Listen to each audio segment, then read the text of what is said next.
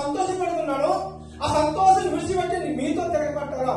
నాకు ఆ పని అవసరం లేదు, బయలు అక్కడ విడిచిపెట్టిన తర్వాత మరొక శిశుద్ధం వచ్చాను. అటు తర్వాత చెట్లు వచ్చి మమ్మల్ని ఏలుమని ద్రాక్షవల్లి దేవుని మానవులను సంతోషపెట్టు నా ద్రాక్షారసం నేను ఇయ్యక మాని చెట్ల మీద రాజునై నీరు అటు ఊగుటకు నేను వచ్చేదనా వాటితో నేను దేవునికి స్తోత్రం. హల్లెలూయా. ద్రాక్షకి ఎంత సాదృశ్యం అండి, తెలుసు అందరికి ఎంత సాదృశ్యం ఏంటి?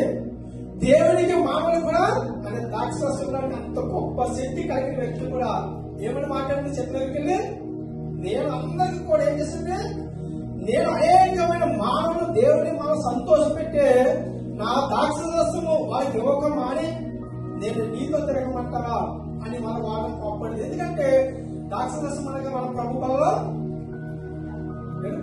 చేస్తూ ఉంటాం. ఇది ఒక సాదృశ్యముగా ఉన్నది ఈ ద్రాక్ష శక్తి.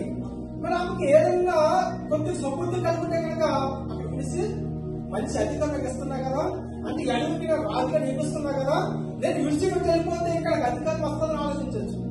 కానీ అక్కడ ఏం పొందుకొని 3 చెట్లు, ఒలివల చెట్టు, అంజనమ చెట్టు, ద్రాక్ష చెట్టు దేవుని యొక్క ప్రేమ నడుచుకుని దేవుడి యొక్క ధైర్యతను ఇటువంటి కృప నాకు ఇచ్చాను కాబట్టి నేను దేన్ని విడిచిపెట్టుకుని 3 చెట్లు ఖచ్చితంగా ఉన్నాయి. ఇంకా చెట్లు చాలా ఉన్నాయి.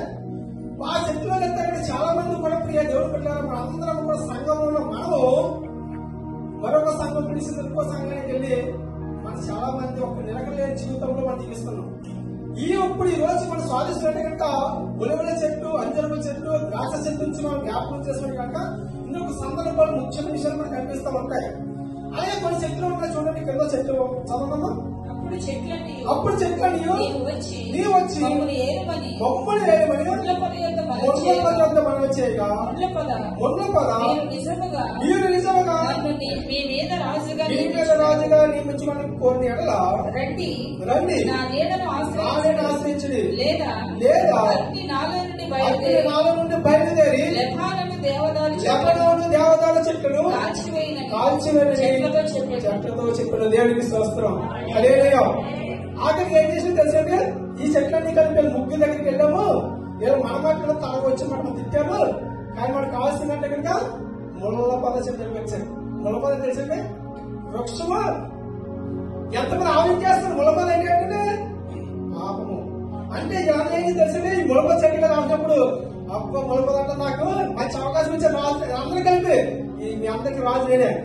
కానీ మీరు నన్ను నియమించిన తర్వాత నా మాట వినకపోయినా, నా కట్టుబడి లేకపోయినా మేము ఏం చేస్తానే అగ్నిలో కాల్చి వేస్తాను. దేవుడికి స్తోత్రం.